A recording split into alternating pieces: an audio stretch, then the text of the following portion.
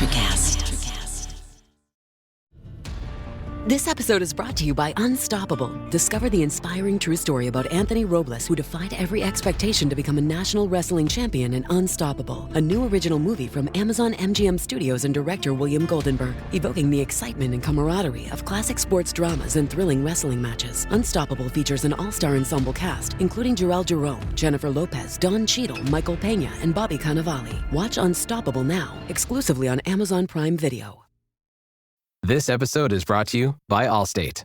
Some people just know they could save hundreds on car insurance by checking Allstate first, like you know to check the date of the big game first before you accidentally buy tickets on your 20th wedding anniversary and have to spend the next 20 years of your marriage making up for it. Yeah, checking first is smart. So check Allstate first for a quote that could save you hundreds. You're in good hands with Allstate. Savings vary. Terms apply. Allstate Fire and Casualty Insurance Company and Affiliates. Northbrook, Illinois.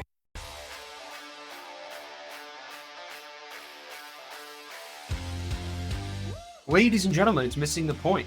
It's your go-to sports podcast. You want both me and Ray in your ears for your listening pleasure. And that's what you got. It's me. It's Hollywood Rayshawn Buchanan. It's the Power Ranking show moving, morphing, manipulating itself into the playoff show. And fine playoffs, I think we're having so far, Ray. I think I have some issues. Especially right around the Saturday games. I was displeased with the product on Saturday, but we'll get to that a little bit later. Maybe you were too, maybe not. First and foremost, longtime listeners to this show will remember that I am a fan of the much maligned Chicago Bears football organization, and we fired our coach mid-season. If you missed that, we probably did a show about it. Just rewind. Today, the Chicago Bears did something I thought was impossible. They made the obviously correct choice in a personnel hire, in a coaching hire over there at Hallis Hall. Similar to what I was saying, I mean, I find it so funny that we do a show.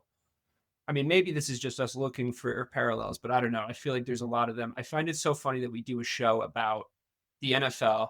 I happen to be a fan of the Chicago Bears. You happen to be a fan of the New England Patriots. The amount of overlap in our situations, and yet we really haven't gotten in each other's way as of yet. It sort of feels like both organizations went and got their man. I was on pretty firm record that my first personal choice for the Bears was Vrabel. The idea that a head coach could come in that's been there before, that has sort of pedigree and precedent about the culture that he sets, et cetera, all the superlatives, all the cliches that you hear about leader of men, setting culture, all this stuff. That's the stuff I wanted from Mike Vrabel. For a while, I switched over. I was like, maybe I'm convinced, but Ben Johnson's the guy. It's exciting. He's an offensive coach. He's gonna lay down the very fun Detroit Lions offense that we've all been watching, I think, over the past couple of years.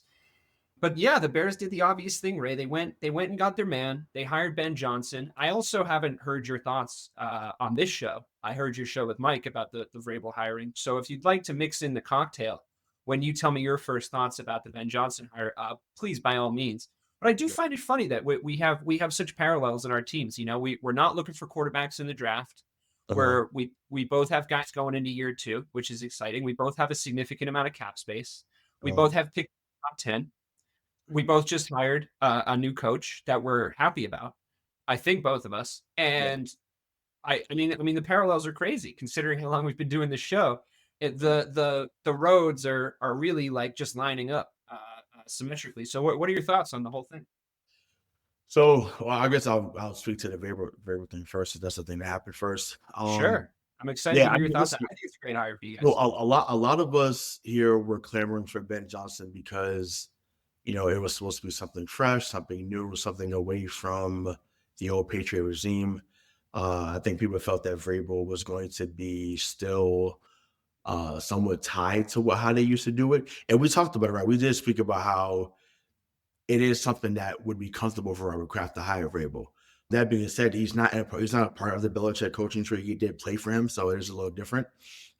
It's just there is a sort of chromosomal link, though.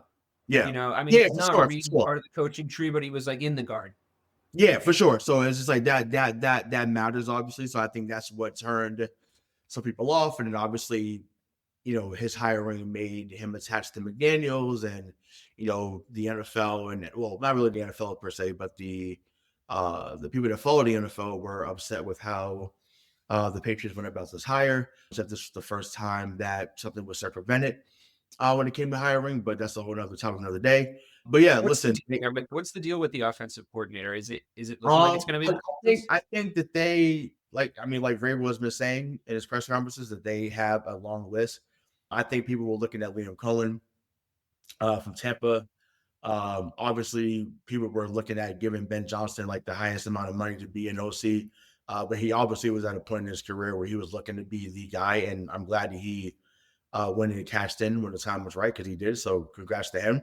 But A yeah, lot of Lions at him. We should address that too. I've been reading a lot of Lions hate for that choice. Yeah, so Liam Cohen in Tampa. I know. Well, Patrick Graham has got an interview today as we speak with the Jaguars. So is Liam Cohen and also Robert Saleh. Jacksonville is all giving them second interviews for their head coaching role. So one of those will be, or two of those will be the odd man out, obviously. So maybe they get one of those to be in the coordinator role. But yeah, I don't know what's taking so long for that. I do think it's McDaniels. I think that they're just trying to get smoke and mirrors and make it seem like they went through an arduous process in order to get their coordinator. And I honestly, I don't care. Once again, we've joked about that on the show, calling him Jesu Josh.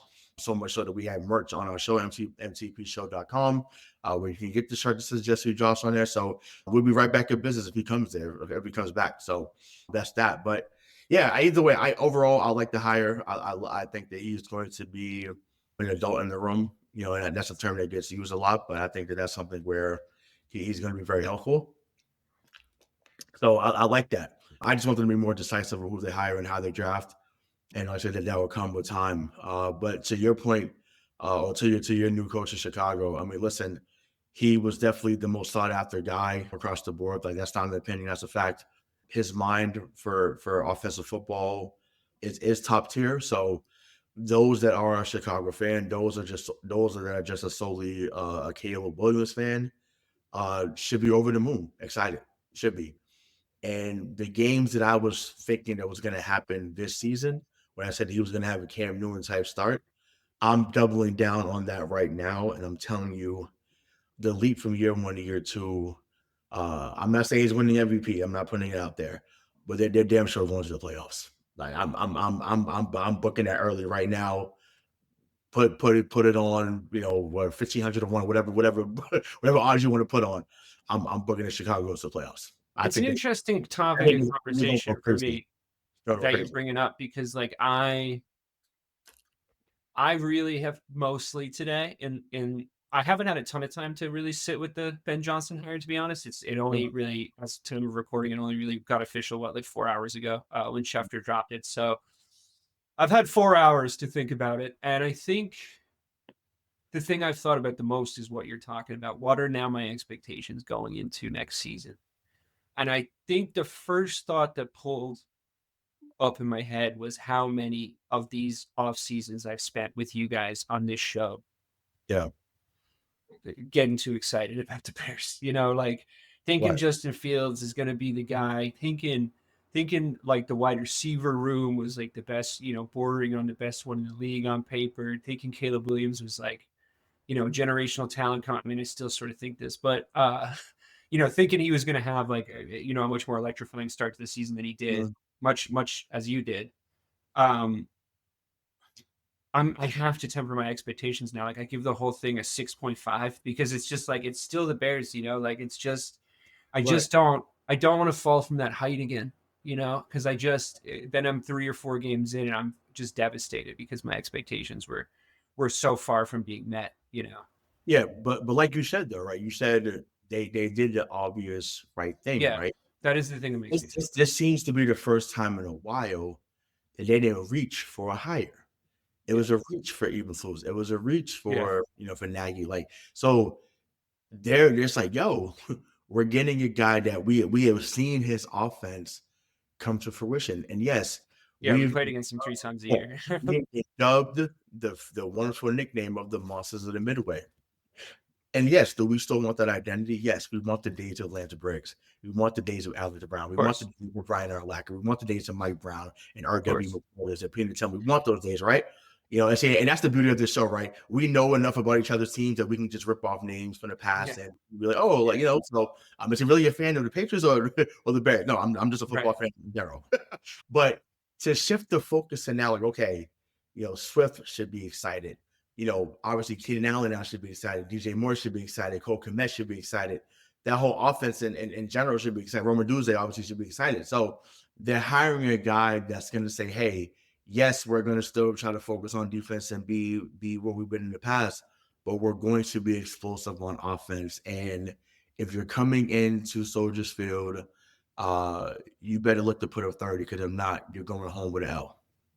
And I think that's crazy, though. To think a Bears team could ever have that sort of DNA is the other crazy part of it, right? Like, not only like to the start of your point into the overall thing, like not only is it a situation where we haven't ever seen the Bears make a move like this, right? Mm-hmm. Go and get, I mean, if we're being honest with ourselves, and people can do revisionist history if you're mad, if you're a Raiders fan right now and you're mad, and you want to do revisionist history on this, that's totally fine. But if we're really being honest, the top 2 candidates this year for coaching in the offseason were Ben Johnson and Mike Vrabel. That's just how it was. That's just how everybody perceived it. Clearly how teams perceived it, because they're the first 2 guys hired, right? So, it's like, right, am I forgetting about someone as another? No, I mean, that's it, because like I said, the Raiders are still looking for somebody.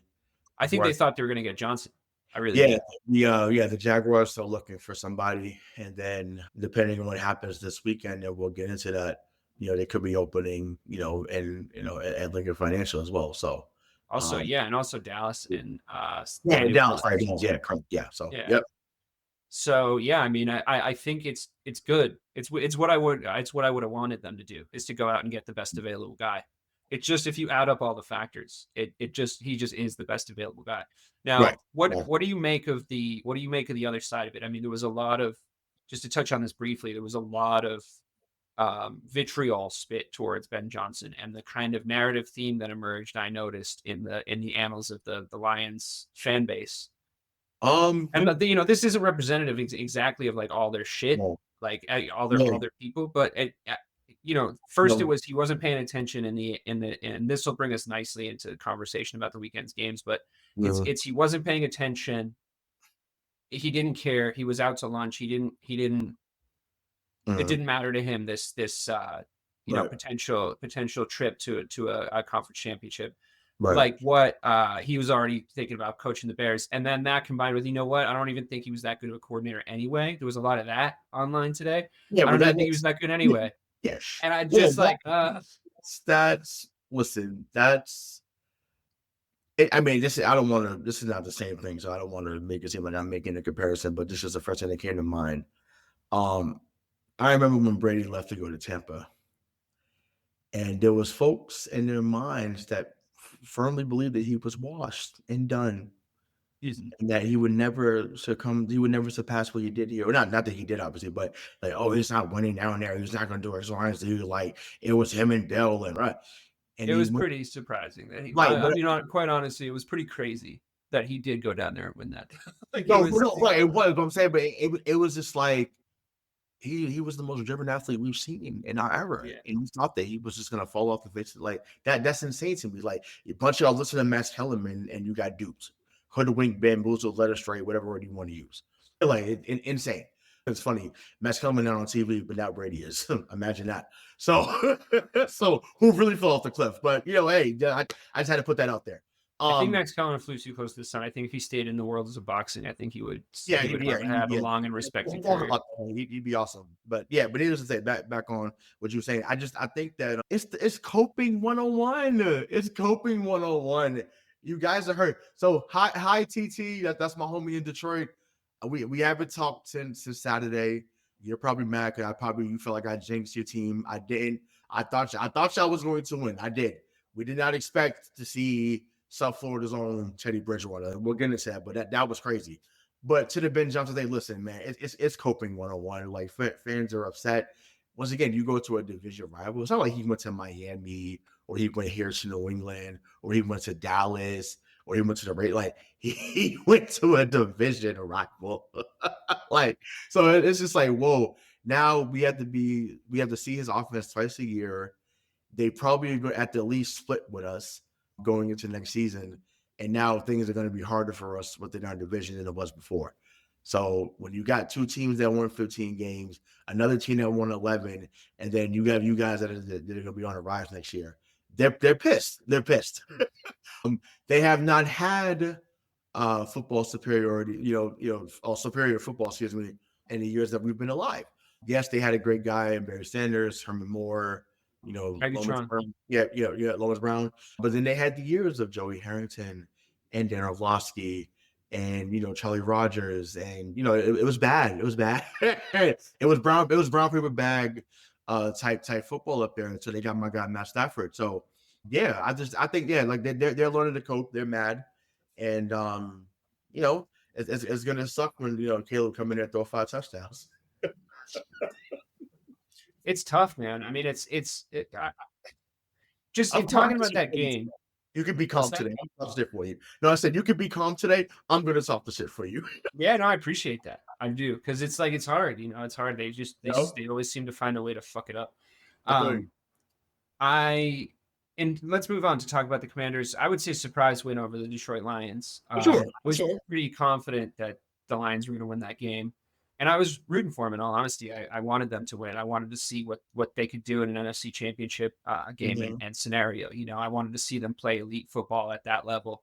This was a game where, in comparison to its one of its AFC counterparts, when you think about the Bills-Ravens game, that had like absolute, it's like later in the day, feels like an AFC championship game. It feels like two teams that could be at the level of an AFC championship game.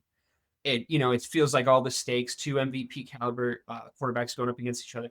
Not the case with the Lions Commanders game. With that one, it was more like, oh no, like the Lions are really just going to let them do whatever they want on offense for the whole day. That's what's actually going to happen.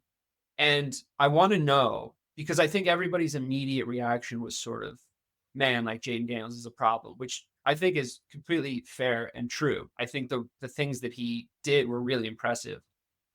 How much blame, and since we're talking about this in the context of the Lions at first, how much blame would you say lies at the feet of the Lions defense, Dan Campbell, the sort of the whole thing? I understand there was a lot of injuries throughout the season. I understand they lost their best pass rusher. I mean, that's just true. But I don't know, man. Like, they got fucking dog walked. And I feel like if it was a different sort of context, if we weren't talking about the rookie and how exciting it is that he's making it this far, because that's always going to be the number one headline, right? Like, every year, if a rookie QB or a young QB that nobody's really had time to like form opinions about starts to play at a really high level, it's immediately the biggest headline. I mean, this is where I was talking about in the Discord. It's like the CJ Stroud hype, like that he's a good QB. Like, it remains to be seen the heights he's going to hit. Talking about him in like definitive terms, even now, after 2 seasons, is like, I don't know. I mean, it's, a sophomore slump can happen, and he can bounce back no problem. And then like the same thing with the overreaction to Darnold all season.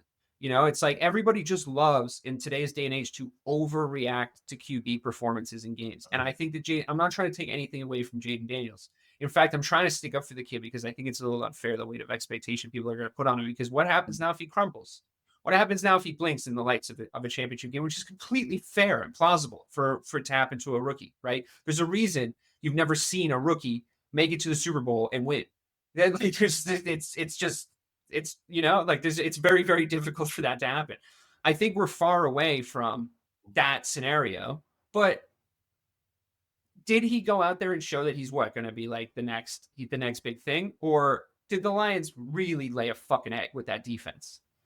I mean, I think it's a mix of both. I mean, when you come in and throw 22 or 30, a little under 300 yards, and then you run for 50, he's in complete control of the game.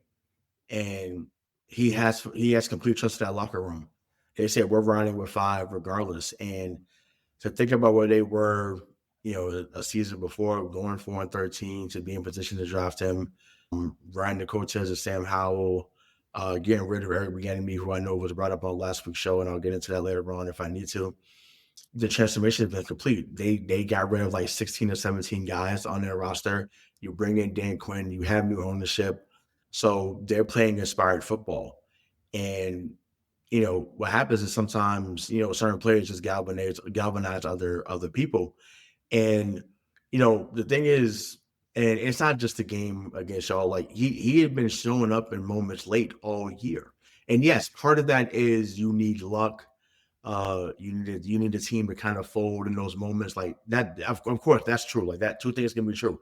But to put yourself in that position where you're able to at least tie the game or win the game, that matters. And yeah, this could be the best rookie season we've seen since Mahomes in 2018, because Mahomes was the AFC Championship game away from getting to the Super Bowl. So that's the most recent comparison, obviously. Is he better than Mahomes and Malik? Obviously, he is not. But it's definitely the best rookie season since then. Absolutely, that's not debatable. Even like I said, once again, regardless of the outcome on Sunday, like that's amazing what he's been able to do. No, of course. I mean, the thing is, I'm not trying to take anything away from. Oh no, I know. I'm speaking to the fans that like, you know what I'm saying? Yeah. So it's like to have an 8-game turnaround, or really 10-game turnaround, because you won 2 games in the playoffs, so they've won 14 games this season. It's amazing to see where they've gone. But to the point about the Lions, this is on Aaron Glenn as much as anybody else. And I made a wild comment about Aaron Glenn in our Discord, but I won't repeat. But it's just like, I didn't call him by his name, but it's just, I'm saying, but it was just like, like, you had the audacity to not want to take the news out because you thought it was a sham that you would get interviewed. And then now, your defense gets exposed and you're at the helm of that. I bet you would be taking interviews now. Like, I bet you be doing that now. So it's just like that to me was wild. And yeah, they lose to Meek Robinson, in the middle of the game too. Like that was hard because he had been in this corner all year. But and I hear you on the Hutchinson thing. Like I appreciate you bringing that caveat. But I'm sorry, they wasn't bringing up Hutchinson when they were smacking everybody throughout the regular season. They wasn't. It was like one pride, what up, though? Like they were singing it all year. So you can't have it both ways. You play who was in front of you. Everybody was hurt. People had key guys out all year or majority of the year. They still had a phenomenal season, regardless of how it looked. They should at least I think they should at least got to the AFC Championship game. But hey, it's a regression, though, isn't it? I mean, it's a regression. I mean, if they didn't get to they got to the championship game and lost in, I would call it heartbreaking fashion last season, and then to lose now in the divisional round, I think is. I think it's going to feel like a regression because then on top of it, you lose your one, maybe both. I mean, I know you're right. He did sort of get exposed, but I still think there's going to be jobs out there for him if you wanted to be a head coach. Mm-hmm. I do think like you might lose both your coordinators and there might be a little bit of a pallor or a feeling that, the Dan Campbell window might be starting to be less open. Yeah. I mean, that's possible. I mean, I think that say if this is next year and they go, let's say 12-5 or 13-4, and they lose in a wild card, right? Which would be another regression, right? Because you lost in the first round. He would absolutely be the number one head coach on the market. Like teams would line up, but it'd be a Vrabel situation. It'd be a shock firing. But I wonder, I guess. If they stick with them, then you start to get a McCarthy Tomlin situation where it's like everybody's on those two guys all the time about like when they last won a playoff game, and it's like, well, you win 1 or 2, it's like it's starting to feel like the ceiling, So yes, to an extent, but I'd say, and once again, you know more intricately than me because you follow that division. But I think about guys like Bobby Ross. I think about guys like Jim Schwartz. Trying to think who else has been over there. Jim Caldwell, who got fired prematurely. I can't think of any other coaches they've had, but in the time frame. But they've had a gauntlet of coaches run through there. He's by far their best coach in recent memory. Your guy who is both your coordinators. What's his name? Oh yeah, sorry, man. Yeah, sorry, yeah, exactly. Yeah, I mean, it couldn't get any worse than that. Yeah, you can't get worse than that, right? Exactly. So it's important to build continuity, which is why I think we see Tomlin there forever. We saw Mark McCarthy there for a long amount of time, even in Green Bay as well. You want to build that program that when people come into there, they know what's happening every day and every week when they come into the building. So there is something to be said about that and something to be desired in that regard. But at the same time, it's a results-based business. And in the words of Big Daddy King, you got to get the job done. I'll work, baby. Like if you ain't getting work done, it's time to go. Because we're gonna talk about another coach about that in a minute, how I feel about that too. So sometimes things get stale and you have to move on. But it's an intricate thing to kind of find out how. Well, it's a with a fine-tooth comb. Like it's hard to figure out how to see who needs to be there for a long term, who needs to be let go.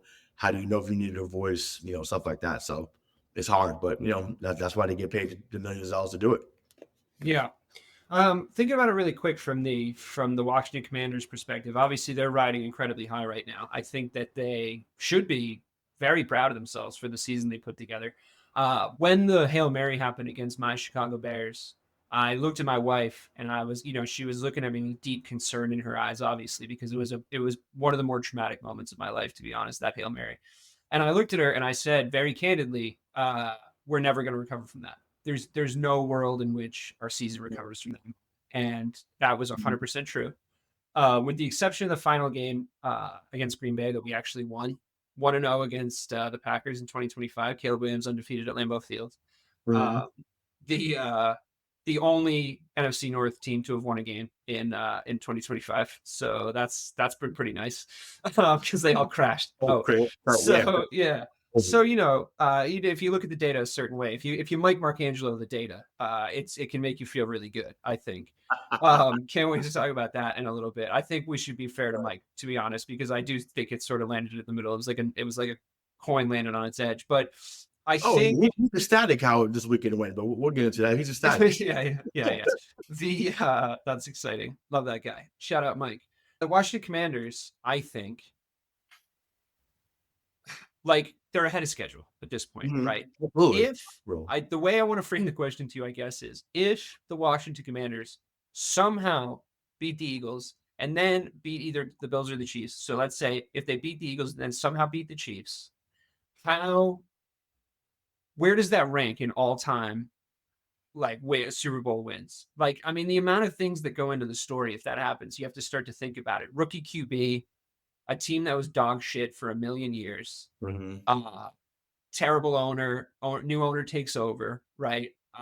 Bring in a guy who needs a redemption arc in the Super Bowl because he was on the other side of like the worst one, right? I would say probably the worst one. As far as like, being a head coach goes, like the head coach and the QB got their reputational heads chopped off that day. The entire league, us, the media, fans, looked at both of them like they were a joke. And I think that DQ sort of battling back to this level in this position just goes to show like a little bit of zoom out is really important, right? Like to really look at these things and look at the body of work, right? For guys like him. And I think it's already really impressive. I think you can lay the superlatives on them at this point already. I mean, I think a very underrated Terry McLaurin, like just constantly shouted on this show, is like incredibly underrated.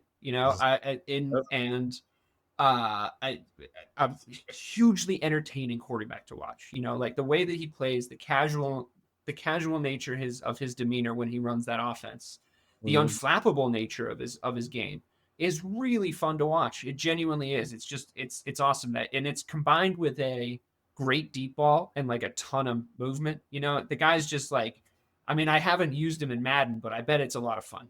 And I think I just pick the Bears every time. So and I have pointers for Caleb if he wants to know. Because I'm really doing my homework this offseason and on the playbook on everything we're bringing to the table.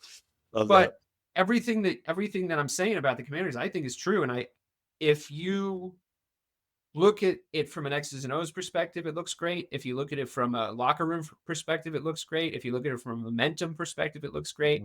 There's a lot of good football minds in the room.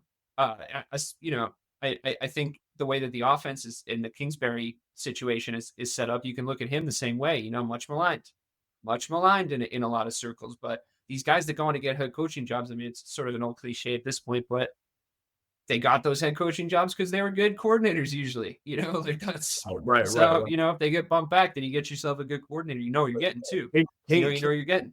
Kingsbury to me is a lot like McDaniels. I don't see them Who or bust. Yeah, what I'm saying is, Yeah. like I don't see them as leaders and men as a head coach, but if you're saying, hey, just focus on this whole thing where you can be X's and O's. Those like they are top tier. So that's great. But I wanted to answer the question that you would ask. So you said where would it rank if they had won? And obviously that's a big hypothetical, but that's what we do here.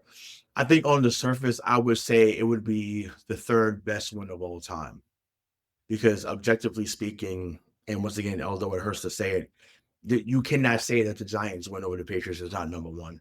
And it's for what it meant, what it was going to mean. You have to say it's the Giants. Like that. That's No, not. I don't think I do. I think the comeback. I think. Oh no, I'm saying, but that's number two. Like that's number two. I'm saying. We'll put that one.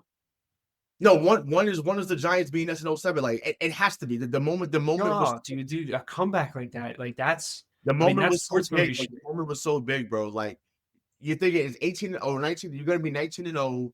You're forever immortalized. You dethroned the Dolphins. Like there would have been no debate. Like we're not talking about Mahomes now. We're not talking about any other quarter. Like it'd have been like no 19-0, bro. We would have Jordan that argument forever. We would have been like no 6-0, bro. 6-0. Yeah, well, I think from a Patriots fan's perspective, I would imagine that's true. But you're always going to be. Patriots not going to agree with me on that. They're not objective. That's fine. That's fine. I just feel like I feel strongly that if you're talking about best, it's really just depends on what like the criteria is. Like if you bring all that added Patriots regular season context in, and you bring in like the Belichick and Brady era in, and the Randy Moss and how hard it is to throw that many fucking touchdowns, and I get all that. I'm talking about the game though. Like I really think that was game wise, sure, and if that's the case, absolutely. Because for them to be down. There's a strong shout for that Steelers Cardinals game, to be honest. Like, if you're just talking about the game, like that was crazy. Yeah. Like that was just because that was such a shootout. The thing is it's a movable feast, right? Like it's a ton of it depends on what you're looking for, really. Like it and on a given charcuterie board. And if you're talking about what you're talking about, I didn't know we've gone down a rabbit hole here, but I did ask the question, and I appreciate you answering it. I wonder. You can't really speculate where the Commanders would really fall if it was just the game, right? Because it's like you have to carry the context. So if we're carrying the Commanders' context in, I guess it is the Giants winning. Is it a little weirdly watered down by them doing it twice? Is it like strange? The first one sort of like does it become a weird? 07 should always be number one in my. And once again, this is objectively speaking, being a full-grown adult now, right? Once again, the magnitude of that moment. And you come in and you hold the greatest offense of all time to 14 points. There is no bigger moment than that. So, in my opinion, once again, that pains me to the core to say that. But once again, to objectively speak, it has to be that. But of course, to be down 28-3, and Brady throws a pick six, that was not something that happened on a regular. And you're thinking, man, like how do they even? I'm just make it respectable at this moment, And then James White scores, and Amendola scores, and then Dante Hightower gets the strip sack, and it was like, oh, all of a sudden it's 28-20, and I'm like, ooh, they're about to tie this game. Then they tie it, and I'm just like, yeah, Atlanta, you fucked up, bro. Like, it's over at that point. I'm like, there's no way they lose this game at this moment now. But I was like, wow. It was crazy. I watched the Falcons walk into the locker room. They made a play like right before halftime, like another defensive play. So it was just like, all right, quarter over, 28-3. And I watched the Falcons start to go into the locker room, and I was like, oh, I think they think the game's over. Like they're jumping around, like they think that, like I think they might already be celebrating in the locker room. They could come back if anyone's going to do it. For context, though, you're up 28-3 on Brady. Of course you think you're like, oh my God, who wouldn't? That's like when and granted we didn't see any footage of it, but when Tampa Bay was smacking Kansas City in the Super Bowl And at that point, Mahomes had already been anointed as the GOAT at that moment. I'm being but people already thought he's fucking amazing. So to hold him to 9 points, I'm sure they was on the sideline like, God, he held him up 9 points. Like that, it's a natural reaction. It just wasn't on NFL films, but they caught. I mean, if you remember, Mohamed Sanu was like, "Hey, that's 12 over there. This shit ain't over." He told he kept he was being DK on the sideline. He's like, "Hey, this is premature." Dude, they should listen to that motherfucker, honestly, because it's like, you know what I'm saying? And they, it's because I think there was a little bit of it was just a little bit of a small guy sort of reaction, like getting somebody down in the first round and like celebrating, like that was the highest expectations you sort of had, and it's like it's exceeded your expectations like wildly, right? So now I'm just thinking like, oh, like so you would accept the reality of the comeback then, and that's really all that ever needs to happen in a sports comeback, right? It's for the other team, even if they're better. Even if they're just objectively a better team, I've seen better teams crumble in those situations because they just let that little quicksand piece into their head, and it goes through the team like a virus. And as it starts to happen, you see great teams, like really, really great teams, they snuff out comebacks, right? Like you see comebacks start and people start to go like, ooh, uh-oh, is this gonna, and it's like, no, it's not.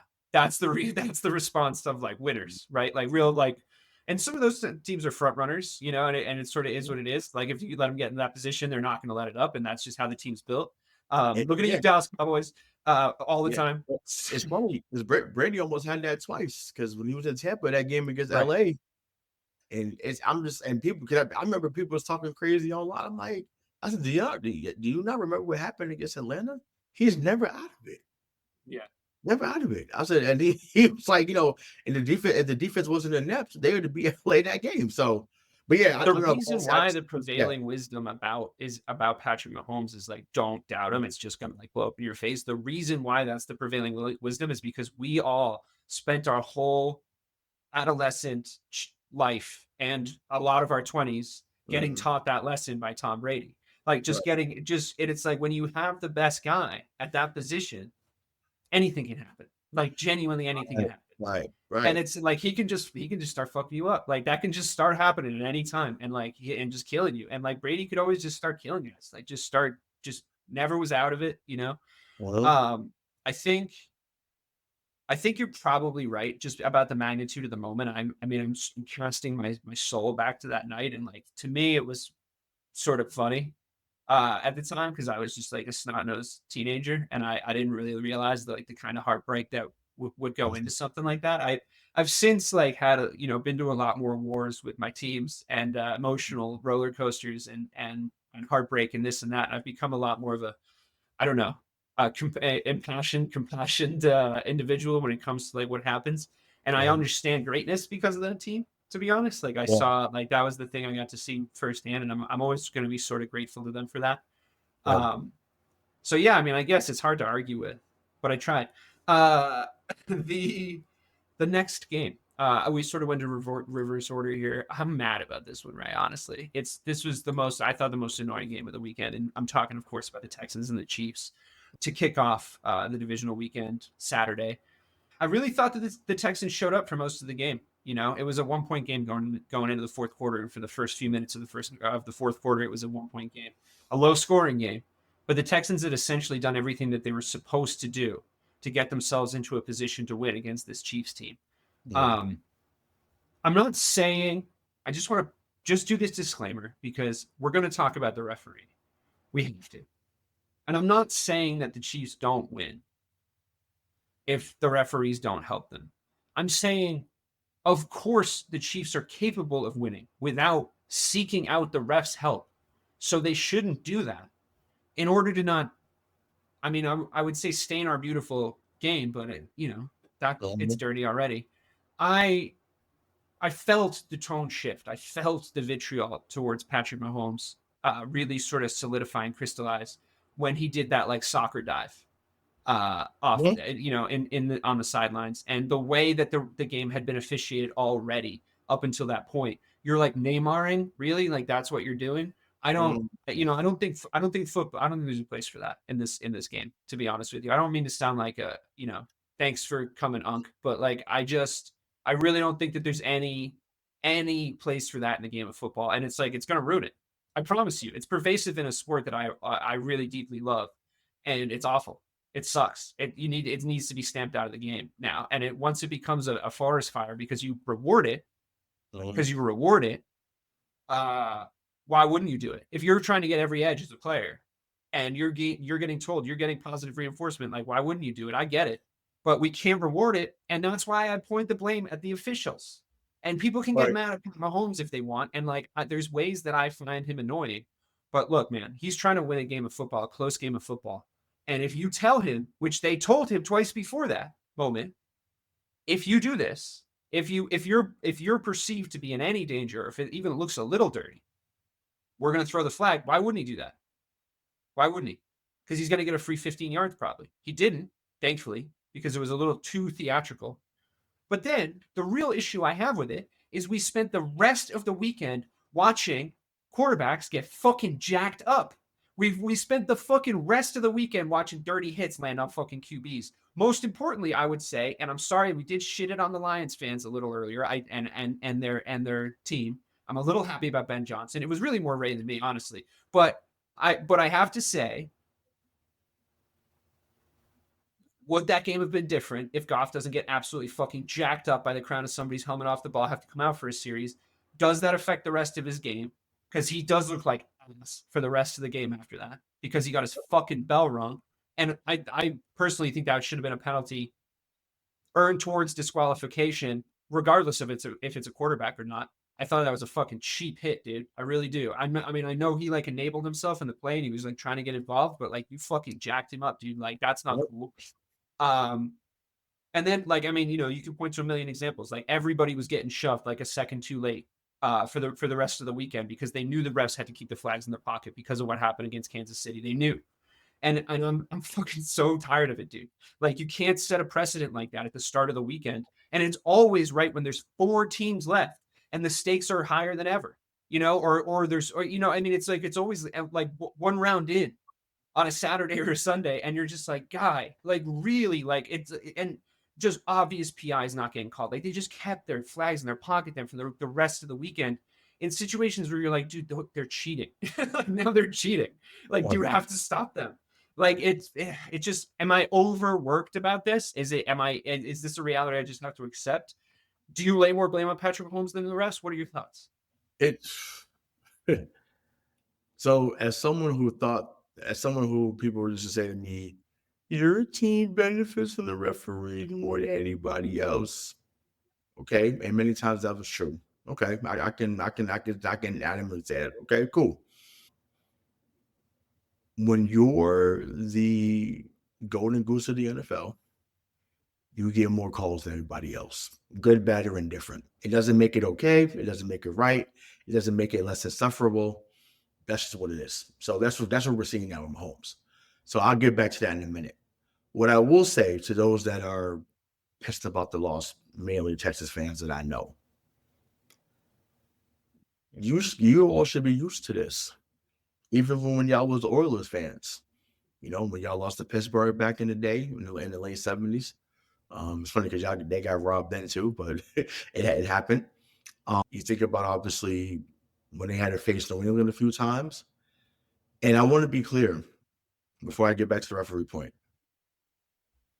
You cannot score 14 points against Patrick Mahomes and think you're going to win. Period. I don't care what's going on. No, I mean, I'm not. The thing is, that's why I disclaimed it. I'm not saying the refs won that game for them. I'm not saying the refs. No, this is my personal shot to my Houston homies. I think the Texans were losing either way if CJ Stroud throws 0 touchdowns. If you tell me that CJ Stroud throws 0 touchdowns before the game, I'm like, Texans lose. So right, but this goes back to what it was in the 2010s, like when they would come up and like, oh, Houston was this upstart team, and Bill O'Brien took over, and they had some other guys there, and Andre Johnson and D Hopkins, and it's like it didn't matter. Like you're not better than the team. You're a team, and we thought at the beginning of the year that you could be that team. And yes, when you lose Diggs, you lost Collins for part of the year. I That's think a Mixon factor. Ballard, so just going back to what we talking about with Detroit, like, hey, everybody was dealing with injuries, dog. Like it wasn't just y'all. And it's like, okay, yeah, that part sucked, but you weren't beating them guys. You was, and once again, it just sucks that the refs do play a part of it because that becomes the conversation as opposed to y'all wasn't really good enough to beat them anyways. It might have been closer, but you weren't gonna ultimately beat them. And that's really the point of it all.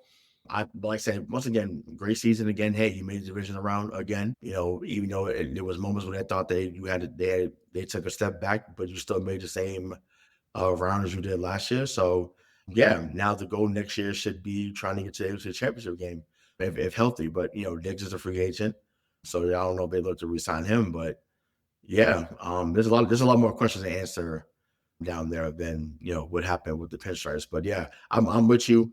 They should not have that much influence in the game. The game should be decided between the 22 men that's on the field, that's playing for both sides. But for whatever reason, and this is on Roger Goodell and everyone else as part of the committee, they pick and choose who they want to anoint. And right now, because of what they think ratings wise, they think it's going to be Chiefs and Eagles. Yeah. I mean, it's just frustrating, I think, to look at it from a just like I'm not a Texans fan. I'm not mad on their behalf. It's Right. frustrating to look at it from a neutral perspective when you're watching a game going into the fourth quarter that's close, 13-12, maybe they can do it.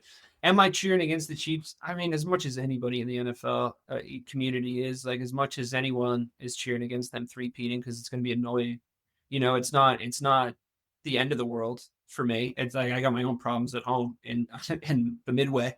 I got to clean up my own fucking house. It's going to be annoying, but it's not as if like my team is like had their hat in the ring to stop them at any point. So, what the fuck? So Right. it is what it is. Right. I can't blame these teams coming in and getting smacked by him like he smacks fucking everybody every year. So it's like, it is what it is, but it's just disappointing when I see it close and I'm thinking like, you look at to give another shout out to our good friend Mike, our oft contributor on this show, Mike. I mean, you look at those stats and it's like they had 110 something more yards than them. They had more passing yards. They had more rushing yards, more yards per play, more efficient on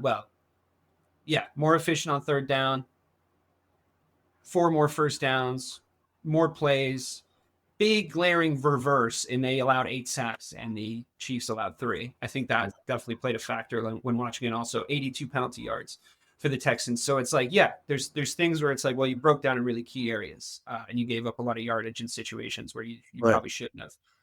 But I want that to be the reason.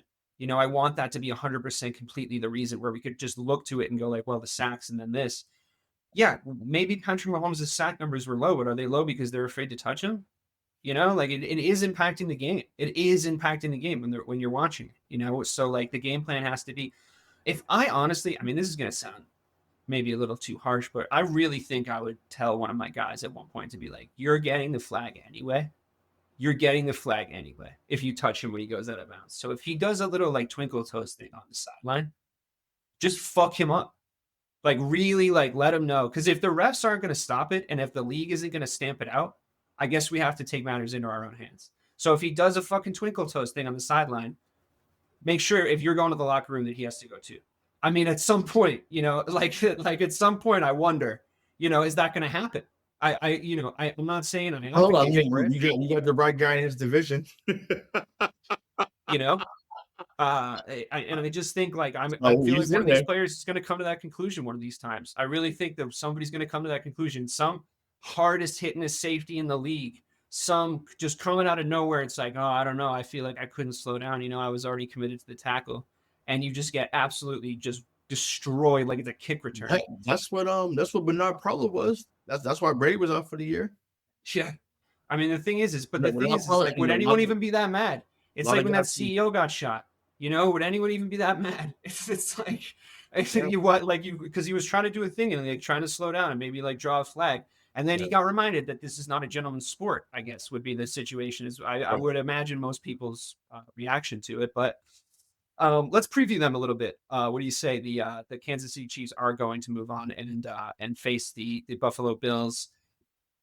Well, I guess we got to do Lamar versus Josh first Yeah, before of we course get you to do. the Of course you previews. do. Yeah, This is what Mike's been waiting for. He's going to be Mike's been listening waiting to for this this great stuff. Right? news. Yes, you're right. You're As right. long I'm as jumping the gun.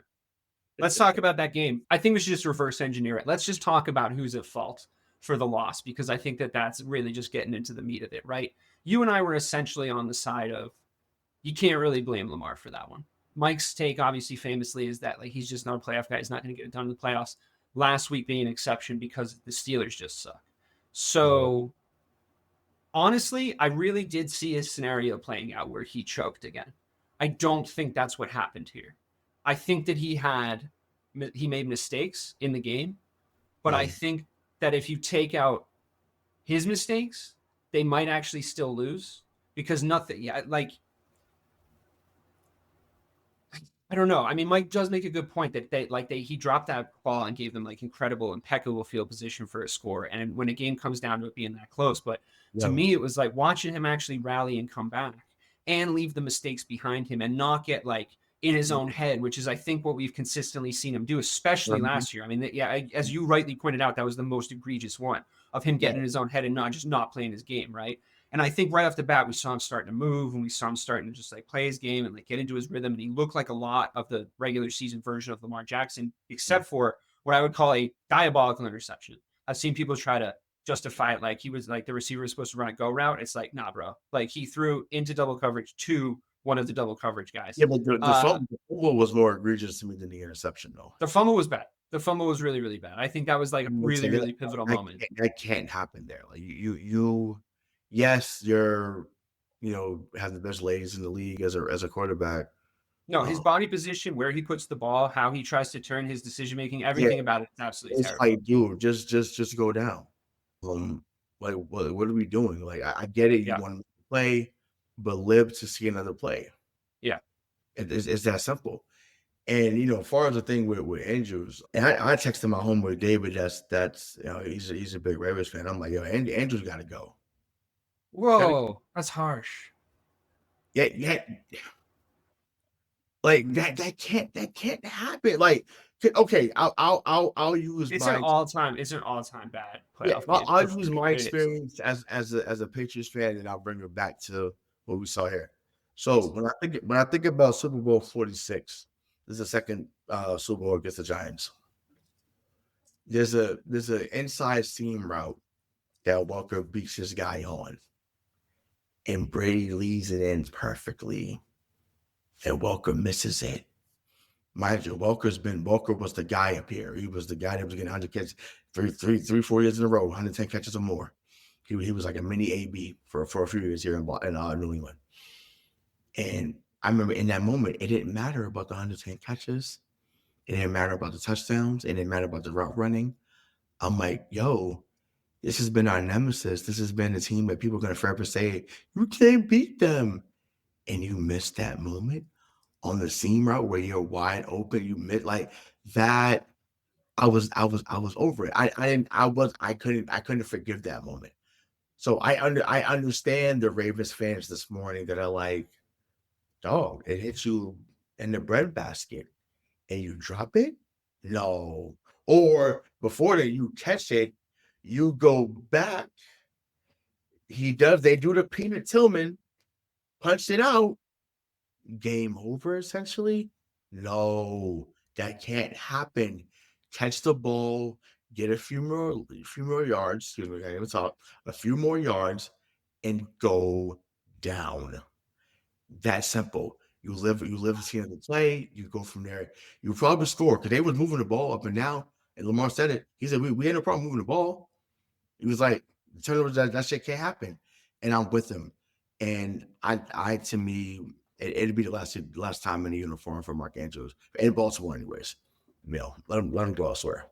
I feel like honestly, so soon after it all happened, you can say that because I was more leaning towards like, is someone with him? Like that's how I generally was feeling today. I'm like, is somebody with Mark Andrews? Is somebody like next to him, making sure he doesn't hurt himself or others? But I'm emotional. No, that's the more logical take. What you're saying. I'm the emotional fan. That's like, are you fucking kidding me? Like, and once again, I didn't have no probably nothing involved in it, but I was just like, bro, like, how do you drop that? And I know Baltimore, in Baltimore, I know you ain't got to tell me because I once again, I know your history too. I know y'all thought about Lee Evans right then and there. I know y'all thought about him in that moment in the 2011 AFC Championship game when Sterling Moore, punched it out of his hand and Lee Evans had a touchdown. Yeah, y'all was going to the Super Bowl. I know that's what y'all thought about immediately. So I get it. I get it. But like I said, once again, Dave was giving y'all the logical take. I'm the emotional fan today. Fuck that. Get him out of here. Yeah, get us some help on the way out. Get him a therapist on the way out. But I don't want him on. Get him out of here. It's like, that's wild. Okay, that can't happen there. Can't drop that. It's messed up that you brought that up. It's like 10 years to the day. It's messed up that you brought that up. Fucking Lee Evans drop. That's just like, I mean, that's fucked up. Hey, listen, like, I brought up my Super Bowl 42 pain. Hey, this is a therapeutic show today. We bring hurt people. Hurt people. That's where it is, guys. That's where Ray's coming from here today. I don't know, man. I mean, I think that Lamar Jackson played well in a playoff game. I don't think he did enough to win. I think if you had the perspective of who they were playing, the way that the other QB has been on a mission this year, but Lamar, I feel like Lamar did what was asked of him. I really do. Like, I feel like this is just not what the conversation would be if somebody else doesn't drop the last ball. And I understand that you can rewind and you can say, yeah, but if this doesn't happen, then they're not in this position in the first place. And da-da-da-da-da. But Lamar, he drove down, he was rolling down the field when Andrews fumbled that ball. He came down the field 2 times when he had to. And one time Andrews fumbles, and another time he doesn't catch the 2-point conversion.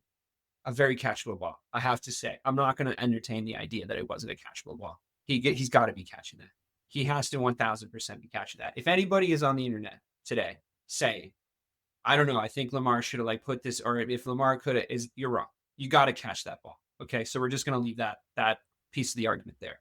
But I just feel like in the context of Lamar Jackson, I think you could watch him then have this get in his head, watch him be more like the Lamar Jackson of the last few playoffs over the rest of his career. And then you can zoom out. And if you're Mike, you can go, I mean, there was that one run that he lost in the divisional round anyway, and he didn't do it this year.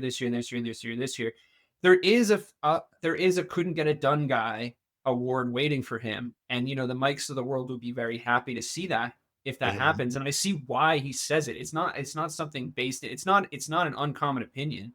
And it's not something that isn't based in reality in a lot of different ways. Mm-hmm. But I don't know. Which way do you think the win goes? Which one does it prove? Or does it prove? There's plenty of people that side with where Mike's at. Because when you're the best player on the team, you're going to get a lion's share of the blame. Just like when you do really well, you get a lion's share of the credit. And as much as we love Mike, we know Mike thrives off negativity. So when someone does poorly that he's not the biggest fan of, he's going to have a victory lap. And today he earned it. So, okay, cool. So, as he would say, love your media. But, hey, love that for him, right? But yeah, Lamar Jackson going to get a lion's share of the blame. And like I said, once again, when you're the best player, you're getting that money. It comes with the territory. Period. I think that's fair. So shout out to Lamar Rivers. Wow. It works one of two ways. It works, but Phillip Rivers and Doc Rivers. It's the Rivers moniker. But even with it's more Phil. It's more Phil at this point. Rivers got to a few AFC Championship games. I think he got to about 3 or 4, if I'm not mistaken. Well, I would ask the broader question. I mean, what does getting to a championship game really mean? I mean, so did Mark Sanchez, right? We can always sort of point to Mark Sanchez as the world. Look, Phillip Rivers been in Mark Sanchez, so come on. No, I know, of course. But people are talking about Jayden Daniels in that same sort of breath. It's like, he's a rookie. He's making it. So did Sanchez. He was a rookie. Sanchez was a rookie. Brock Purdy was a rookie. Ben Roethlisberger was a rookie, although he had a pretty good career, I think. And they all lost. I'll say this, and to Sanchez's point, You never thought Sanchez was not fair. I admit that. No, I'm saying, but you never thought Sanchez was a reason why New York won. He was just there for a ride. Yeah. Jayden Daniels has been a reason why they've won at times. No, of course. Not every week, but at times. Well, a lot of people say Brock Purdy wasn't the reason that the 49ers were winning up until that Eagles game. And I feel like he was playing. I mean, he absolutely was. He made the position stable, and the offense was a lot better under his tutelage. That's not an opinion. That's a fact. Yeah, but then you watch what happens to Brock Purdy after that. You watch things start to sort of fall apart. I mean, it's an all-time crash out. I understand of like a franchise building. It's not his fault, but it's the thing is like it's very unpredictable, this league. It's really, really unpredictable what's going to happen. Like and that's why I'm a little hesitant to anoint. And I think that it's hard to get to an AFC championship game. I genuinely do. I think it's a difficult thing to do, and I think you should be like lauded for it. It's just how much you zoom out, because again, are you taking any of these guys that we're talking about on this list that have made it to championship games over Lamar Jackson? I don't know if you are. I think if you're gonna ride with somebody, even though these guys have all made it to the championship game, I'm certainly taking over Sanchez. LOL. I'm certainly taking him over Brock Purdy. I'm certainly, you know what I mean? I'm certainly taking him over. I'm probably taking him over Ben Roethlisberger. Probably. I mean, honestly, there's a conversation to be had at the very least. Even though Ben has been to the promised land, I'm watching this dude play football. I'm watching Lamar Jackson play football, and I'm just like, this dude's fucking good at football. So it's like, right. It's just a crazy thing, because all these contexts do exist, and you have to see it in those ways. But God, it just to me it feels unfair to Lamar sometimes. But also another added context, even though he didn't do as great as last year either, but he was hurt now. Missing Zay Flowers for this game was huge. Yeah. Huge. But like you said yourself on this show, everybody's got injuries, dude. I'm saying like, if we're talking about him getting over the hurdle, and the offense was still moving. Yeah. No, right. But I'm saying, but there's some guys, when you get to that level, they need everything to align perfectly for that to happen. Some guys can lose stuff in the moment. Once again, losing a Walker, lost like Gronkowski, still won a Super Bowl. Like it happens, right? Everyone is not built that way, and everyone can't do that. So for him to lose someone of Zay Flowers' caliber the week going into the game, it's huge. It's huge, and it cost them to an extent, because you're not throwing enough Aguilar. That's not happening. Even Rashad Bateman got hurt in the game. You know what I'm saying? So I think the Bills respected Isaiah Likely a lot, which is why Likely wasn't really involved, because to me, Likely is the game changer on that offense, which is why that's another reason why, if I'm giving the real reason, that's another reason why I move on from Andrews too. Isaiah Likely is really good. He ain't no scrub. He's number 2, but he could easily be the number 1 guy, and he was when Andrews was hurt. He was. So yeah, that's just how I see it. But I mean, honestly, if you look at it from a Ravens offseason perspective, it's not a terrible idea. They've got like $17 million to play with right now. They have to re-sign Ronnie Stanley, or else like the whole operation falls to the this is the reason why you don't see left tackles on the market, right? They're gonna figure that out, and like that's gonna get sorted. But I wonder, they're losing Nelson Aguilar. I don't know what that contract is. Was that inflated? It was 2 years. 2 years, 26 or 20. No, maybe that's what he did. He signed here with. I don't know how much he signed for. But to your point, from like a larger cap space perspective, I wonder if you could use the Mark Andrews space more effectively elsewhere. I wonder if you could help yourself in the safety department, so you don't have to like make midseason changes and getting cut up in the deep ball. Get someone like Javon Holland next to Kyle Hamilton. Absolutely, that'd be great. Yeah. That'd be awesome. I think that there's a little bit of an issue, though. I mean, Lamar, I think his big cap hit comes now, right? This is when he really starts to. I think the same is true of Josh Allen. I think their big cap hits are going to start. So you're going to start to see the sort of more luxury players around a guy in like the early days of his contract sort of start to disappear, right? Like I think. Us, yeah. I mean, this is what happens. This is just the way the contract situation is. You get windows with these things, but the man's gonna get paid. I guess it is what it is. But I wonder what their offseason looks like, and I wonder what this team looks like coming in next year. Because on the one hand, to be fair to Mike's take, because he couldn't be here tonight, and I want to be fair because I know he would stick up for himself effectively. I wonder are we looking at it from a perspective of like, yeah, he's 28. He's got a lot of time left. He'll learn from this. He made less mistakes than last time. He looked good he looked better in a playoff game than I think even Mike would admit than we've ever seen. Yeah. He took responsibility for the loss afterwards. He didn't let Mark Andrews take the hit on the loss. He didn't Aaron Rodgers the situation, which I really respected. I think it's a no-brainer. But I also think like we've seen guys fall short on that, especially when it's like during the middle of heartbreak. Yeah. And I think like he kind of comes out to me like smelling pretty good from this whole situation. But I wonder if are we looking at it from a perspective of we're expecting to see him at this level because of the team around him for the next 5 to 7 years?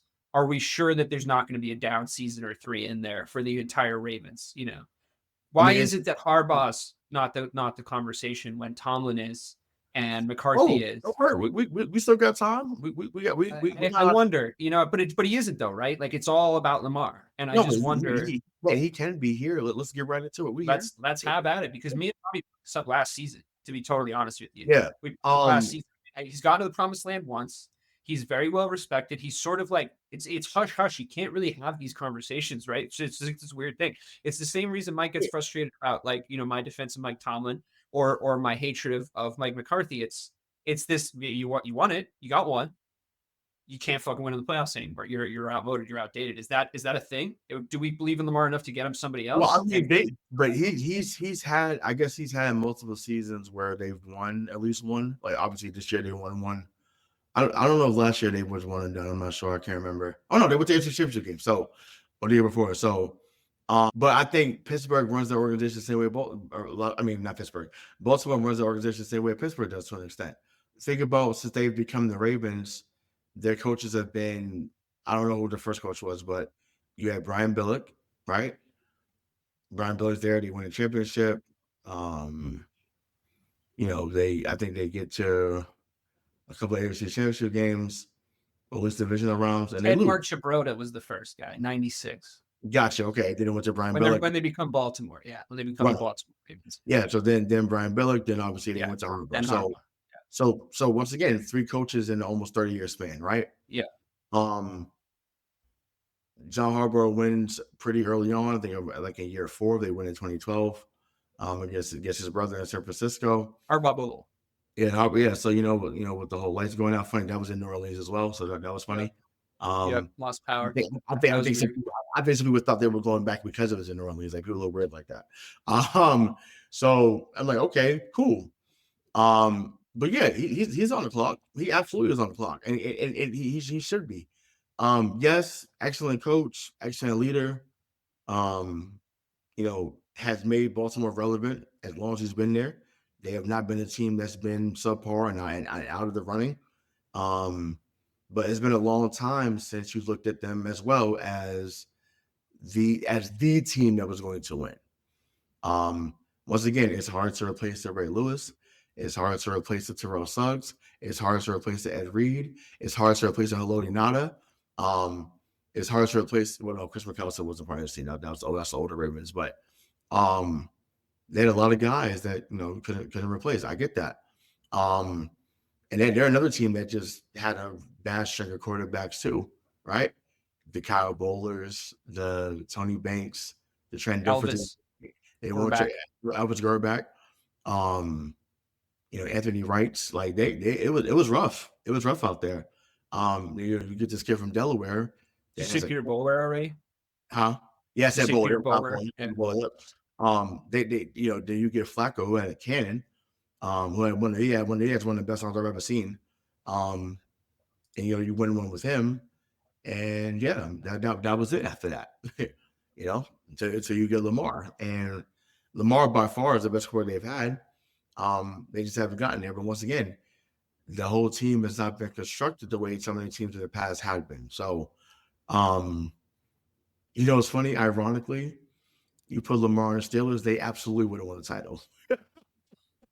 That's the crazy part. If Lamar was in Pittsburgh, they absolutely Mike Tomlin would have had 2 or 3 by now. I think you're breaking a cap at that point, though, because they have the highest paid defense. There's a reason for that, right? There's a reason why you don't. Oh, right. But if you would put Lamar with a decent running game, you don't have to give him a Derrick Henry. Just you can give him Najee and fucking Jalen Horn. It's fine. So give him that with, Fryermuth. He still would have had Heath Miller early on, but Heath Miller, then Fryermuth. Because it's funny, they always find tight ends too. It's funny, like, it's weird. They just have guys that can contribute to that position. Fryermuth looks like he was made in a lab that had a Steelers logo on it.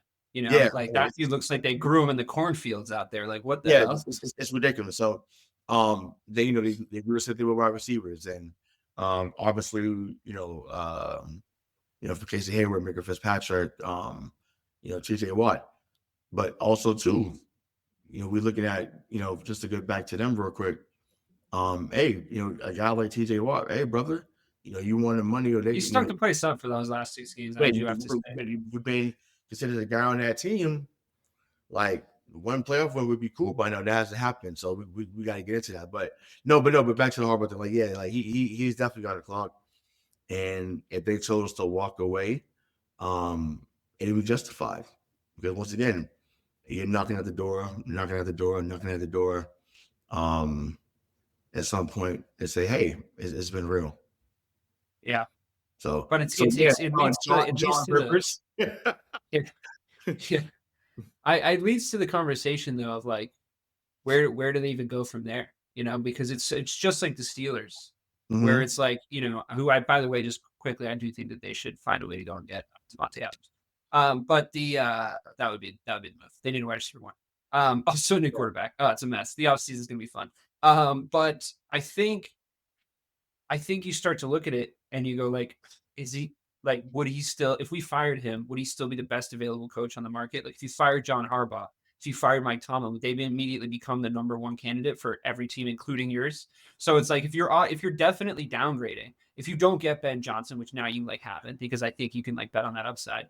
And I think you could maybe bet on like a Joe Brady. I think you could.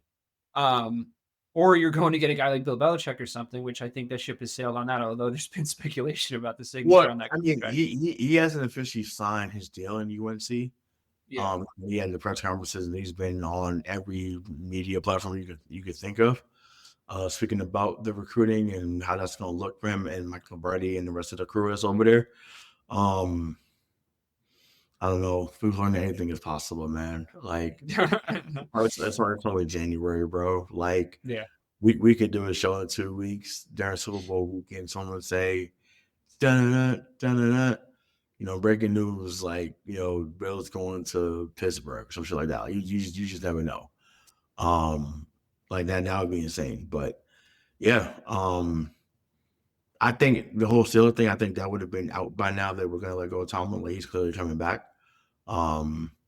But we still have, I think we have some people that are still in the hot seat in the Final Four, and we'll talk about more when we get into the predictions. But yeah, it's wild out here. It's cold world. Let's do that. Let's do that right now. Let's jump right into the Final Four. Let's talk about the AFC first, since we were already talking about the AFC and the game. The Buffalo Bills and Josh Allen are looking really good. They're looking really good, and I think that the conversation was quite rightly around Lamar because of the context in which we operate on the show. Mm-hmm. But I think Josh Allen deserves a lot of credit, and he won the MVP bowl. I don't know who's going to actually win the whole prize, but he won the MVP off because he did exactly what was asked of him, and he played a great game. And he played like he's been playing all season.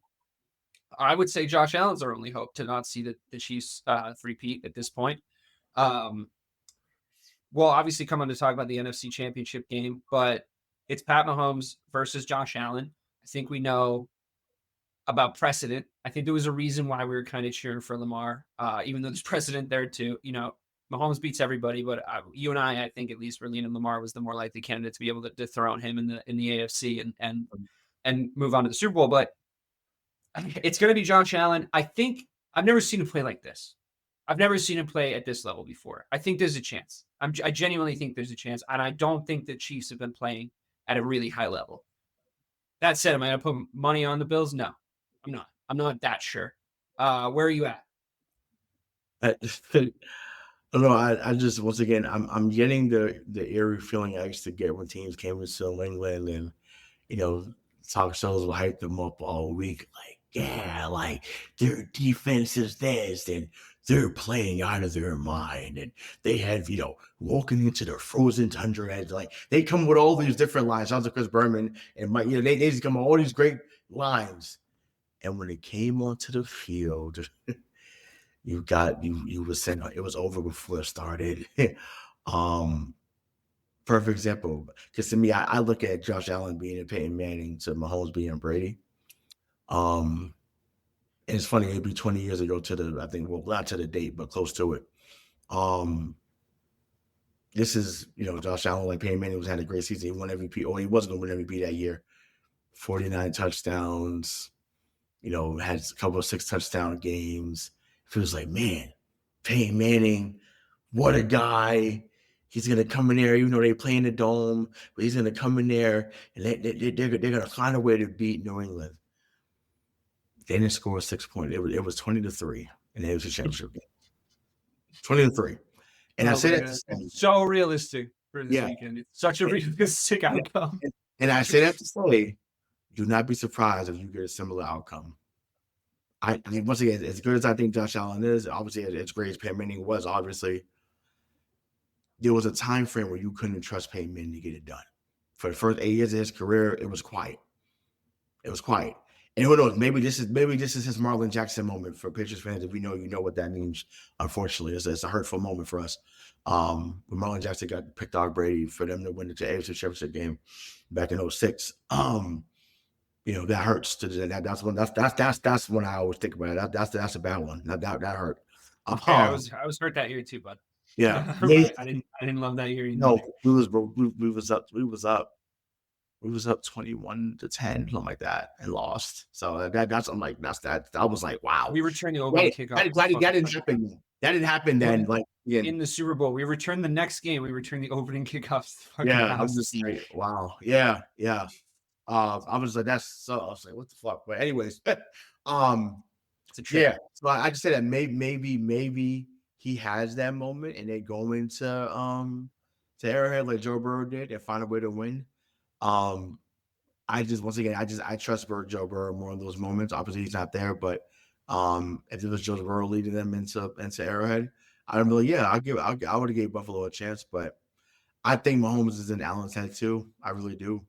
And Spags is not going to sit back and let Josh Allen go, play parking lot, throw it all over the parking lot. They're going to come at Josh. So Josh is going to have to use his legs a lot this game. And that's going to be dangerous because you're going to run into Chris Jones. You're going to run into some other guys. And it might be real quiet real soon. So either the game's going to be 31-28 or the Chiefs are going to win 20-3. So don't be surprised. Either way, don't be surprised. Yeah. Either way, the Chiefs are winning. Yeah. Well, the NFL does not actually by rule. Yeah, let me be definitive. Yeah. We're winning, but yeah. I mean, by rule, they're not allowed to lose. I think it's in the rule book now. Right, exactly. It seems that way. So we've seen it all year. Moving on over to the NFC. I'm cheering for the Commanders, I guess. I mean, the Eagles are annoying as shit. It's not the best case scenario for how I would like to see the NFC sort of shake out. I don't think we're sending our best soldiers into the Patrick Mahomes battle, and I'm starting to get the feeling like it's the Yankees and the Red Sox ALCS over there in the AFC. And, the real championship game's going to get played this weekend, and then we're going to do a little exhibition come Super Bowl time. And that I think upsets me a little bit. I'm not saying that definitively, but it is starting to sort of creep up my spine a little bit because I've seen this scenario play out in the past when one side of the conference battles is just, I don't know. To me, it's just clearly, more stacked. Well, let me ask this before we get into the predictions. Because I'm saying what if Washington won? We already talked about that earlier, but yeah. It just dawned on me as you brought it up. What if Washington is the 2003 Carolina Panthers, right? Mm-hmm. Where no one expected them to be there. I think we've hit every Patriots Super Bowl at this point. I think but their path though. They beat the Rams, right? The high flying Rams. Yeah. And then they beat the Eagles. They beat the Eagles in the NFC Championship game to get to the Super Bowl. And that Super Bowl was real. It was quiet that first half. And all of a sudden, guys like He Hate Me, aka Ross Smart, Steve Smith Sr., Musin Muhammad, an older Ricky Cole, Stephen I mean, it came Davis. down to a field goal, like it Right, but wasn't that's as if they went so and got smacked.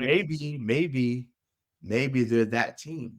Now granted, obviously Carolina obviously ended up losing. But maybe if they did get there, maybe they wouldn't be just to lay down. It was an exhibition. Like that wasn't an exhibition against Carolina. The boys came to play. Yeah. So I think at that moment they'd be flying high, even if they lost. And then I can see the shirts now, Commander in Chief. Like the shirts will sell itself. Yeah. No, please. You know what I did? You know what I fucking did? I totally forgot to talk about the Rams-Eagles game. I think I was too hurt by it. Bonus content. Rams-Eagles. Brief summary. I really just thought that it came down to the fact the Rams didn't play well in the snow. But what I do think, I also I was pissed because I thought when Puka Nacua got the he did have some bad when drops. he got that bomb, I was like, oh, they're gonna win. They're gonna win the game. Like it's just they're gonna throw a touchdown once again. Because I believe in Matt Stafford. Like I believed in him since he was. I thought he played a good game. I mean, he looked every day of his age when he was trying to move in the pocket. He looked like those old bones were creaking. But he's a gamer. Like I know he was getting banged up in there, and I know he was doing his best. I think the last throw of the game isn't really representative of his overall participation in trying to win the fucking thing. There, it's like, what are we doing? Like that was a problem. That all sucked. Yeah, I really hated that whole sequence. Yeah, they gave a valiant effort. And I thought they were going to go in there and beat Philly. I did. I didn't. I thought they were going to be. But doesn't that speak to the game we're previewing right now? Like, I wonder, are Philly the team that we keep thinking are going to lose and they don't? Or are they the team where it's like, oh, they look vulnerable? Like we've seen them look vulnerable to like losing a game they shouldn't lose. It's possible, but like to the point you were making, like at some point are we going to see Jayden Daniels become a rookie? Right? Yeah, it happened. Yeah. So it's like maybe this is the game, right? But it's just like I know Matt Stafford would have came in there and would have been ready, for everything. And once again, I thought it was going to be Rams Lions. Let me be clear. I thought it was going to be Rams Lions and NFC. I thought it was going to be poetic justice that they would have to go through Matt Stafford to get to the Super Bowl. Like that. That's what I was looking for. I thought that's the script that was going to be read. They went against the script completely. Teddy Bridgewater made a cameo, and got paid handsomely for his efforts. But yeah, I think this is going to be the better game of the two. I think, in my opinion, this is the third time they're meeting. I think the Eagles have won both times, so it's hard to beat a team a third time in a row. So that's what Washington should be telling themselves, like, hey, they may have got us twice, but the third time won't be the charm. I mean, the divisional game factor is really a big one. You don't want to see a divisional opponent in a championship game. You really don't. But I wonder, are you just going to feel like, say this weekend, it's the Chiefs win, and then the Commanders win. Are you going to be like, holy shit? Are we going to talk about the thing we talked about earlier in the show? Like, wow, this is a crazy story. It's going to be top 5 all time with all this stuff. Or are we going to be like, yeah, but the fucking Chiefs are going to just win. Like the Chiefs have the best possible scenario for themselves. I think we'll talk about both because that's just how. What's going to be the general vibe out there, though? The general thing will be, I mean, obviously the media, because you have 2 weeks to prepare, are going to have wild stories. They'll probably bring up Doug Williams because Doug Williams was another African American quarterback that went to Super Bowl with Washington and won with Washington, I think in 88 or 91, one of the two. Either one, he was one of the 3 quarterbacks that won.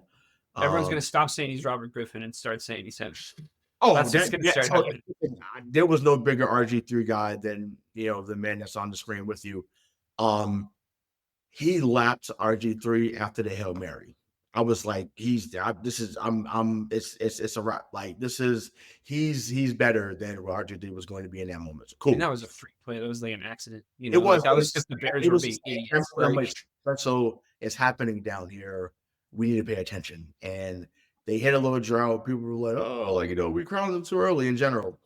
And they caught fire again. And now, once again, they're 60 minutes away from a Super Bowl. That's crazy. It is. No, it is. It genuinely is. You can't take anything away from it. Well, yeah, that's insane. So, and once again, say what you want about Dan Quinn. We talked about a little bit about him earlier, but and I shared it. I shared it in I will say I shared it in our Slack. That's OG listeners there, not in the Slack. uh, shared it in the Discord. Like, man, like, you know, the redemption arc for Dan Quinn has been amazing. From 2016 to now, and you know he's done a masterful job down there in year one. So he is a leader of men. Once again, it's amazing that he was so able to have people's ear after what happened in Atlanta, because you know. But I think that's why you have to go through being an OC or a DC again, to build your name back up, to build that narrative about you, and then become that coach that you aspire to be. And that's what he's done. But yeah, but I do think, like I said, if there is something where the Commanders won, and I want to go on the limb, I do think it's going to be the upset. I think the Commanders win. I think they find a way to get it done late, and I think it's going to be the same way they won all year, where you know they'll both go back and forth. The game will be like maybe 21-all, something like that, and Jayden Daniels has the ball in the hand with 2 minutes left. Throws a nice little slant to Terry McLaurin, Scary Terry, touchdown Washington, Super Bowl. So you're saying what, 28-21 is your prediction? For Washington, yep. I'll tell you something. If the Eagles start slow, which they've been wanting to do this year, if the Eagles can't get it off the ground in specific situations, it's over. I don't think it's entirely impossible. On the other hand, I think the reverse is entirely possible. I think we finally, you know, there's a chance we see just a rookie. I think it'll be unfair to kill him if you're thinking about killing him because he has a bad game this weekend. I think that would be dumb. Yeah, Mike. I think what we see is a rookie show up. I think the big thing that's going to happen, and I just think on an X's and O's point, I really was impressed, and I know this isn't new news, but I really was impressed with the Eagles in the trenches this past weekend. I really thought that their offensive line is incredibly impressive. I mean, I'll say this. I love how they've given Saquon the keys to the car, so to speak. Yeah. I think he's going to eat this weekend, dude. And yeah, as he should. He better, especially if Jalen Hurts is throwing for 130. And same thing. Let me make this clear too, because people put this narrative out there that one's better than the other, because I'm like, listen, Josh Allen and Jalen Hurts had the same type of numbers this weekend, and they both won. So one performance should be put over the other. I made the point that Jayden Daniels is the 4th best QB left in the playoffs, and I think that you have to say that that's true. Like, I think that you could start to make the case between him and Hurts, but it's not really fair, is it? Because the amount of things that Hurts has done in the playoffs already. It's closer than people think. I'll say that. But he is the 4th best, right? He's just based on body work. It's not his fault. Just by default, right? You want to say he's at 5. Like, that's not a knock on him. And if he does hear that, he should take it personal. Sure, you can become not. As a competitor, you should absolutely say, "Well, you guys ain't better than me," or the guy that across from me, number 1, ain't better than me. I'll say this: he has a chance to become the 2nd best quarterback in the Super Bowl this weekend. So you become that. It didn't matter that you were the 4th best guy in the conference championship round, right? Exactly. So that to me would be awesome. But yeah.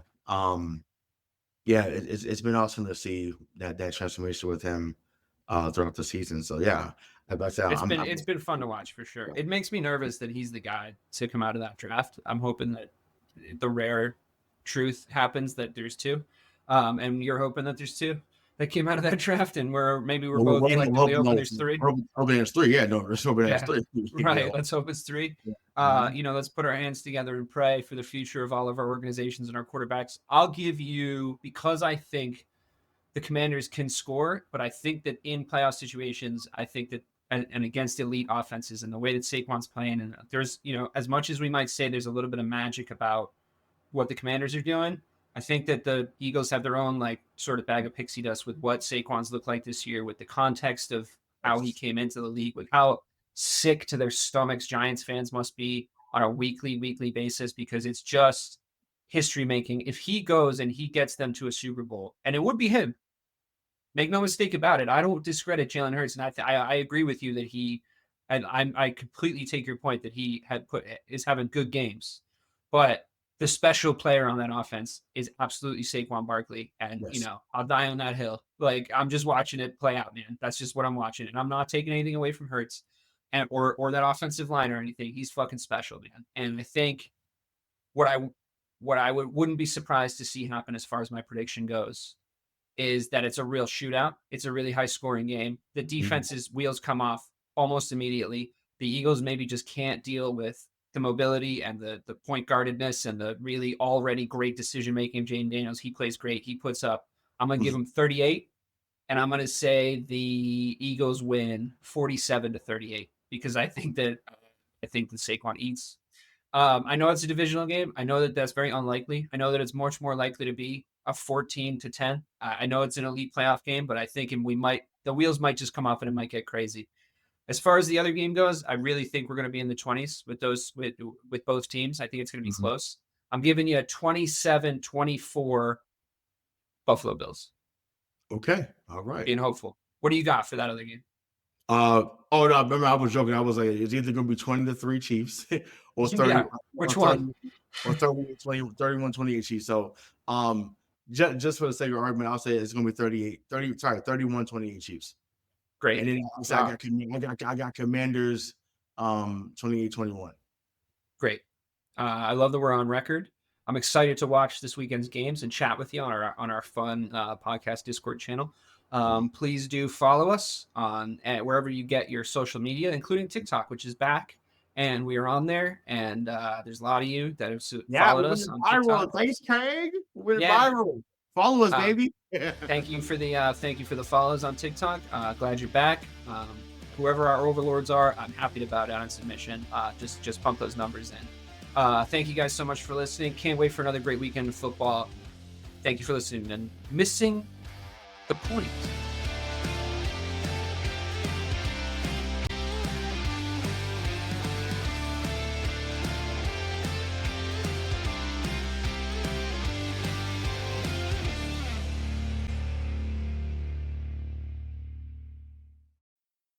Dreaming of the perfect event or longing for a clutter-free space? I'm Stephanie with I'm with Steph, where your vision becomes a reality. From magical weddings to transformative home organizing, we bring you expertise and passion to every project. Whether you're planning a grand celebration or seeking peace through organization, we tailor our services to meet your unique needs. I'm with Steph. To explore our services and connect with me directly, visit imwithsteph.com. Mention Electricast for a 20% discount. Ever thought about starting your own podcast? Do you have a business or a message you want to share with the world? Well, now it's easier than ever with Electricast. Hi, I'm Mark Netter. And I'm Peter Rafelson. We're the founders of Electricast Media. Whether you want to start a new podcast or already have one, join Electricast to grow your audience, monetize your content, and build your community. With our simple sign-up, you get free promotion, world-class analytics, premium ads, and personal support. Go to electricast.com and join our community today. Electricast. Transform your influence. Electricast.